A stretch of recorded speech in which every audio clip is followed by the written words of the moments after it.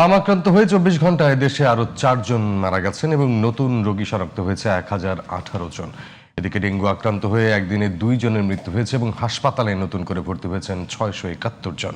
রাজধানীর হাসপাতালগুলোতে দেশের বিভিন্ন স্থান থেকে ভিড় করছেন হাম ও ডেঙ্গু আক্রান্ত গুরুতর রোগীরা।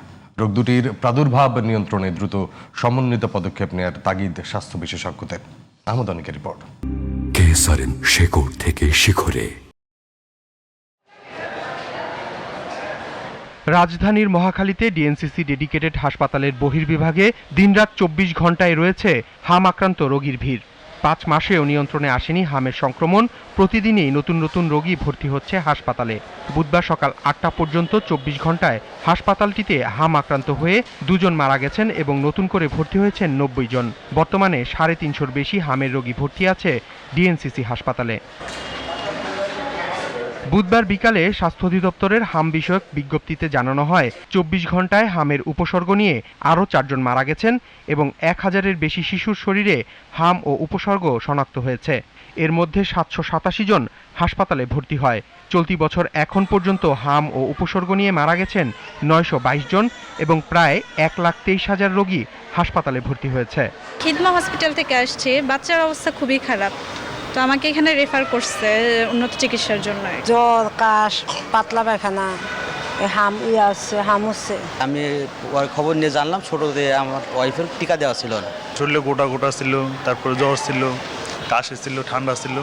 হামের জন্য আসছিলাম আর শনিবার দিন রাখছি, আজকে 5 দিন ছুটি দিয়ে দিছে, সুস্থ হয়েছে। এদিকে স্বাস্থ্য অধিদপ্তরের অপর এক সংবাদ বিজ্ঞপ্তিতে জানানো হয় 24 ঘন্টায় ডেঙ্গুতে মারা গেছেন 2 জন আর হাসপাতালে নতুন করে ভর্তি হয়েছেন প্রায় 750 রোগী। এই বছর 19 আগস্ট পর্যন্ত ডেঙ্গু নিয়ে 76 জন মারা গেছেন।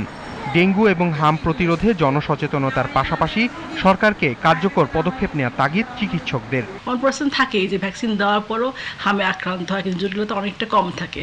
তো যেহেতু হার্ড ইমিউনিটি এখনও তৈরি হয়নি, তো একটু সময় লাগতেই পারে, কারণ আমরা যেহেতু আশা করেছিলাম যে দ্রুত তৈরি হবে, হয়তো অনেকে এখনও ভ্যাকসিনটা ঠিক মতো দেয়নি। প্রতিদিন কিন্তু ডেঙ্গু নিয়ে কাজ করা সবাইকে, ডেঙ্গুতে আক্রান্ত হলে ঝুঁকিটা অনেক বেশি ঝুঁকিতে, বাচ্চাদের, বয়স্কদের অথবা যারা হলো যে গর্ভবতী মা তাদের ক্ষেত্রে। তো অবশ্যই অবহেলা করা যাবে না, সচেতন হতে হবে, দায়িত্ব নিয়ে কাজ করতে হবে, নাগরিক সবাই মিলে একসাথে কাজ করতে হবে।